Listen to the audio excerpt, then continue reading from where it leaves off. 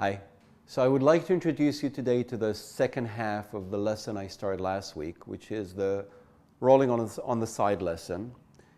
If you remember, the first lesson was about sliding your hand on the floor forward and back, but making the slide come from the torso, right?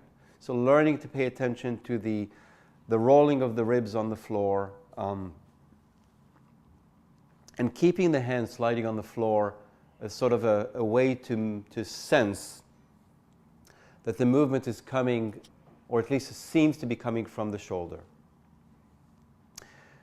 Today, we're going to add 2 or 3 pieces to that lesson that will make it a little bit more complete. As always, this will be about 10 minutes or so. It really deserves more like a half hour. So if you like to play with it, if you like to join me, you're welcome to do that, but please take care of yourself and go slow. I've done this lesson many, many times, so there's no advantage in doing it and getting it done sooner than you can actually learn from what you're doing, okay? So feel free to lie on the floor and join me, though. I decided this time to have a little bit of padding under my head, which will make it a little bit easier to demonstrate.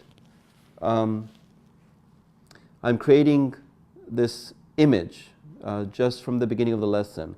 There is this basic ingredient, which is a sort of a rigid connection between my eyes and nose and face to my hand. So as I'm resting my long left top arm on the floor in front of me, I'm connecting my eyes and nose to it. So it's sort of like an image of some kind of maybe a thin rigid wire connecting the nose to the wrist, okay? So what that means is that when I begin to lift this arm, which is really the movement that I'm going to be doing, right? As I'm beginning to lift this arm with a very soft wrist and a relaxed hand, as I'm beginning to lift this arm, I'm right away beginning to also roll my head. So as I lift my arm and roll my head, I immediately engage my entire spine with it, or at least the cervical and thoracic spine. Since the pelvis and the legs remain as they are,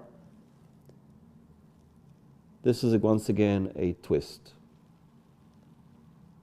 But in this twist, the relationship between the arm and the chest is kind of the same. So I don't do this, right? And I'm not doing this. This time I'm keeping the same relationship between the arm and the chest, and I'm rolling myself, my head and chest, back, relaxing the wrists, and moving gradually up more and more towards the vertical, towards the ceiling.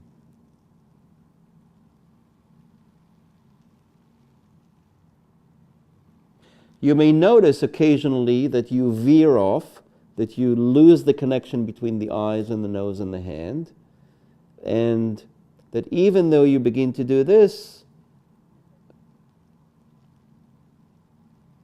you could then continue to move the arm away, and that's something that we like to try and avoid in this lesson. Continue to have the same relationship until you get to the vertical. All right? So this is part 1. Part 2 of this lesson is going to be from the vertical. Okay? So I'm going to come back again to the vertical.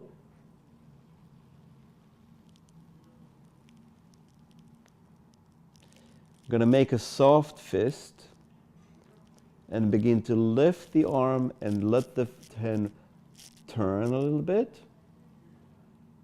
And then lower the arm in a vertical way and let it turn around itself again. So I'm turning or twisting my arm up and down. It's a little bit more okay at this point to look a little bit away from the hand, especially when you reach up to the ceiling.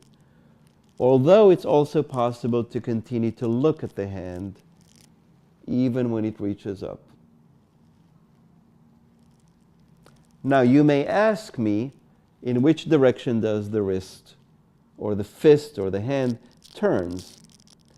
And the answer is in whatever direction you feel like turning it.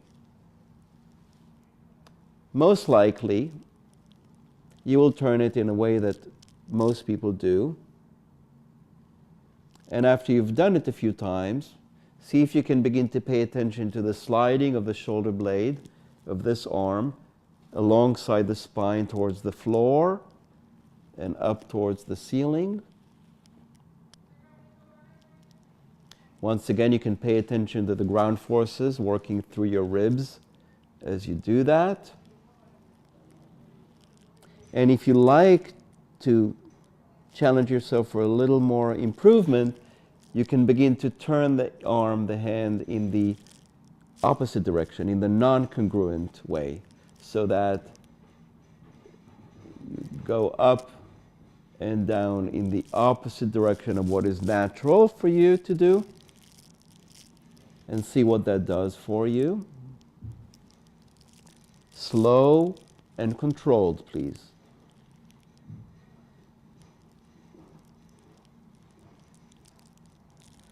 And then at the end, please once again, just let the hand and the arm rotate, turn to where it's easy for it to go, the congruent way. So this is part 2 of the movement, of the lesson. The last part that I'd like to introduce you to is a continuation of the first part. So you begin by lifting the arm, soft wrist and hand, connecting the eyes and the nose to the arm, coming all the way up to the vertical, and continuing a little bit further. We are still maintaining the rule, and this is a safety rule too, of the eyes and nose following the arm.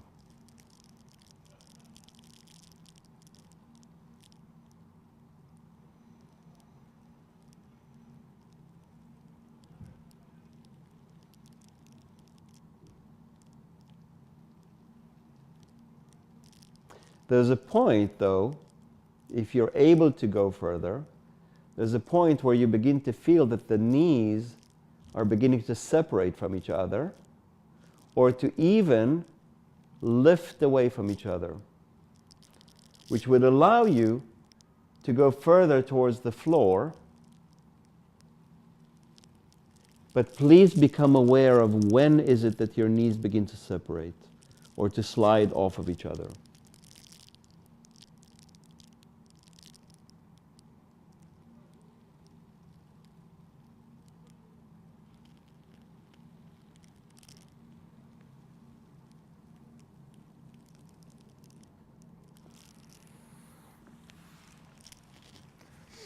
This is it.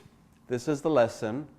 Once again, just reminding you, there's a lot in this. Okay, the slower, the gentler you play with it, and the less you try to necessarily go all the way to the vertical or even beyond, but instead try to figure out the connection, the quality of this.